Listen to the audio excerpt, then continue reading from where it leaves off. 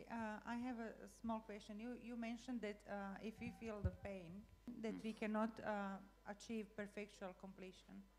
No. If you don't want to release the pain, you cannot achieve perpetual completion. But for example, the pain in physical pain. No, even physical pain, you can trace back the source in the mind. Okay. Feeling pain when you started. Okay. You can trace and complete. Okay. Ramana Maharshi says, you see, Ramana Maharshi, a great enlightened master from my native place, he says, somebody asked him, he had a cancer, they asked him, are you suffering, Bhagavan? He said, pain is there, but there is no suffering. Understand? It's totally different. It's totally different.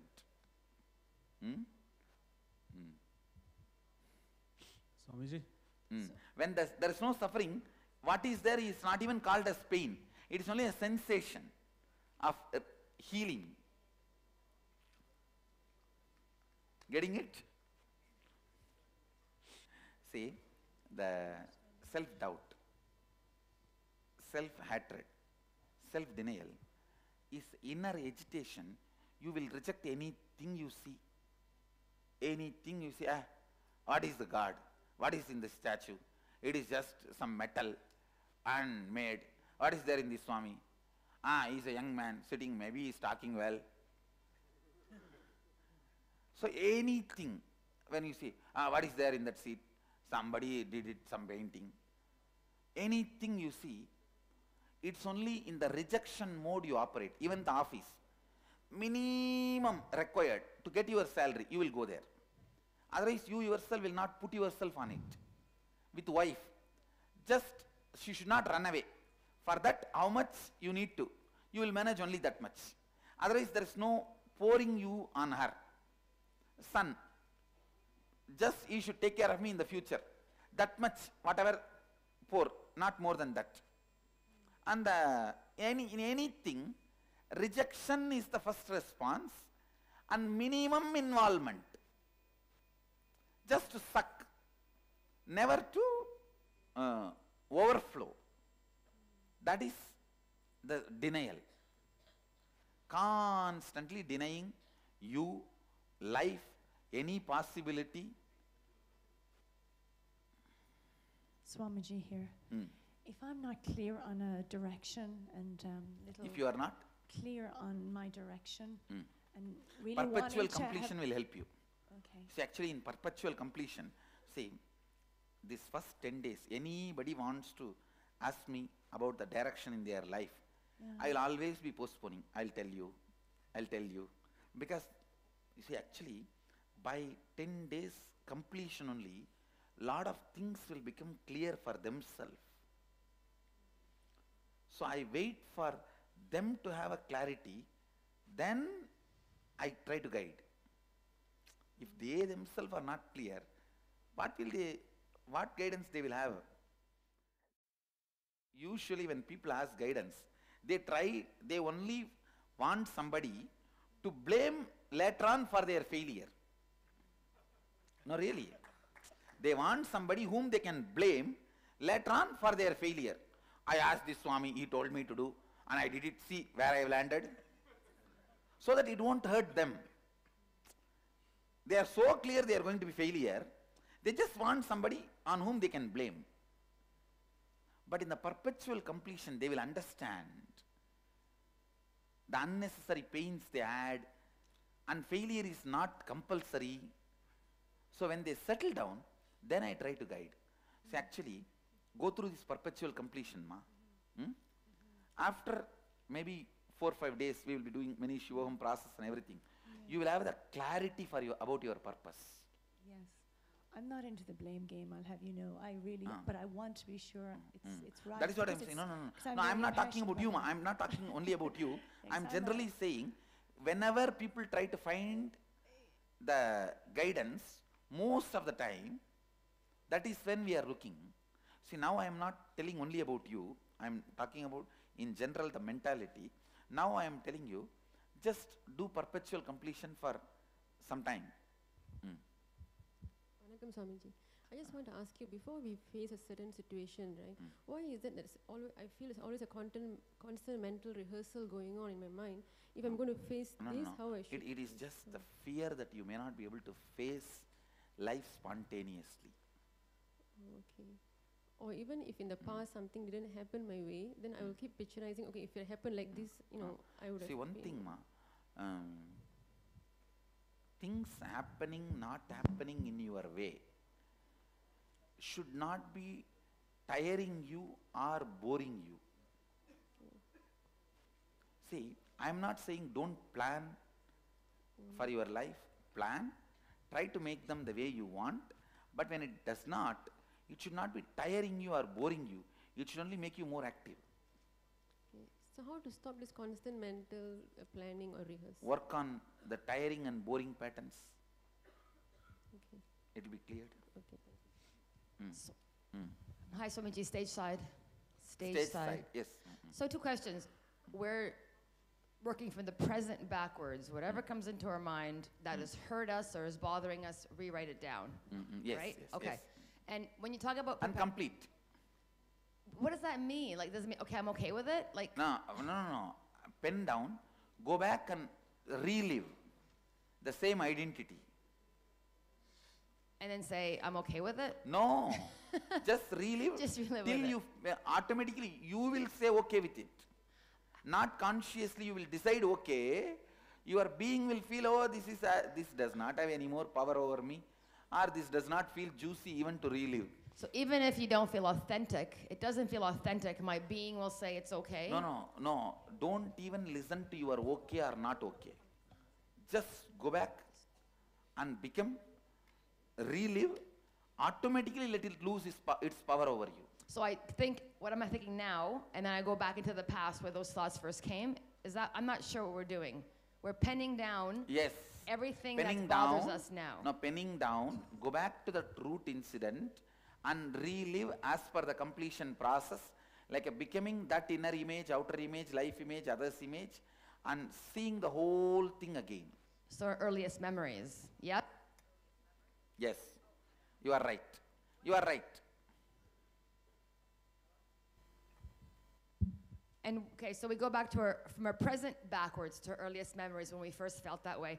Then when you talk about perpetual completion on a daily basis, does that mean you're going to work, someone cuts you off, you're complete and you're okay with it, someone hurts? No. Now do perpetual completion.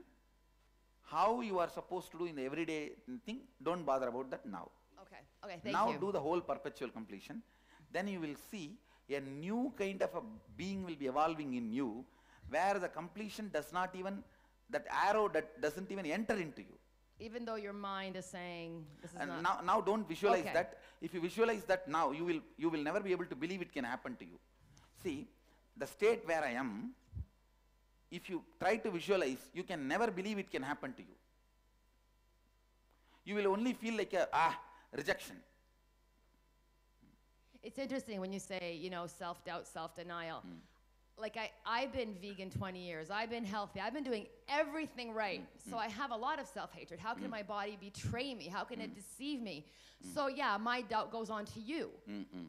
Because like... SDHD becomes yeah, GDHD. and exactly. You were looking right at me when you said that. I'm like, yeah. What do I do with that?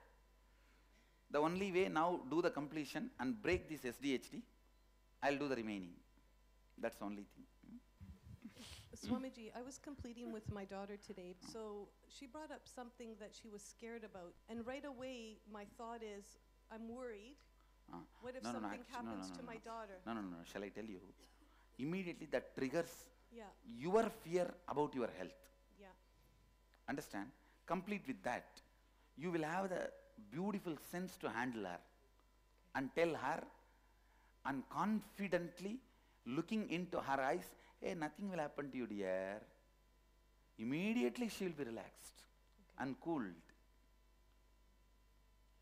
Don't you see last 10 days, my simple word, don't worry, it will be healed, I am here. Simple words. How many beings have been healed, relaxed, resting? Understand? Thank you so much, Swamiji. Swamiji, so I found my root pattern in my last IA itself. And from what I remember, I have completed with it. I've gone to the mirror and talked to the child and all that. But I see a recurring pattern even after Haridwar IA. And then if you completed it, will not have influence over you. If there is influence of the child over you, you have not completed it. So I don't know what part I'm missing. Now sit with this perpetual completion. What erupts, complete only that. Okay. Okay. Because in this perpetual completion, I'll be sitting here and agitating all the things which is a thorn in your flesh. I'll be pulling out all the thorns. Okay. Thank you. Swamiji, I have a problem. Okay, I feel trapped in my relationship. Actually, problem has you.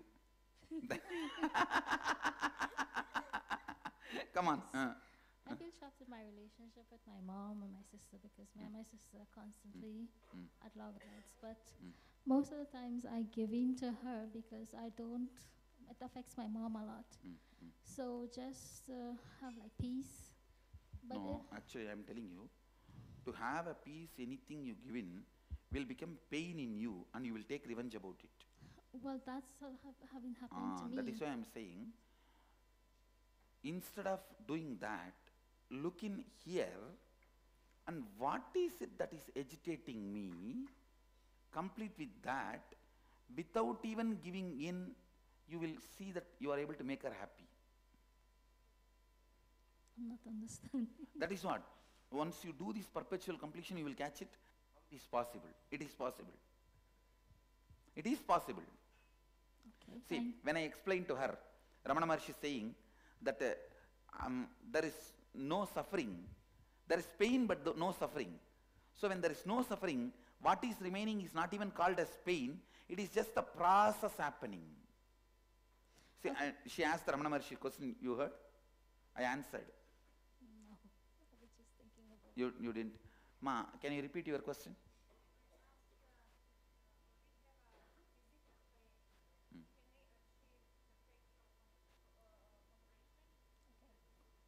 Because, you see, perpetual completion, hindrance is suffering, not pain.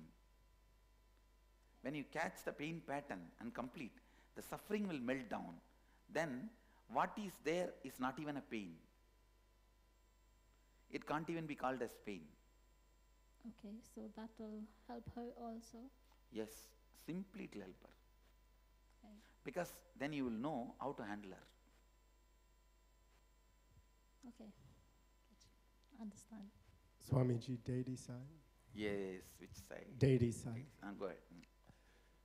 When there are stories like Indra and Devaloka, and he's upset with Vishwamitra and tries to block him, is Indra expressing actually incompletions or yes, some yes, kind of pattern? Indra is not enlightened, be very informed.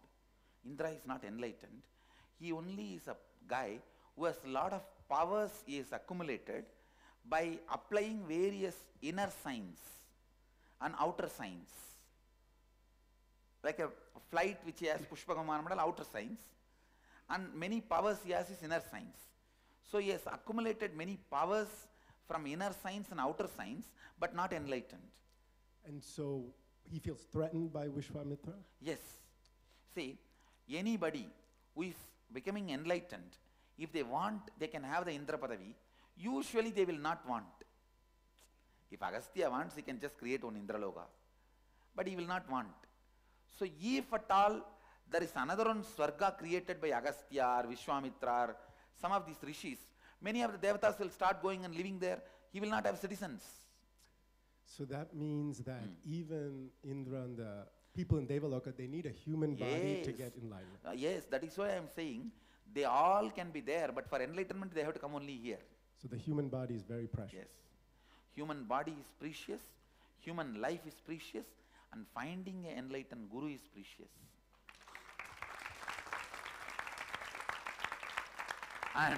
And then missing is stupidity.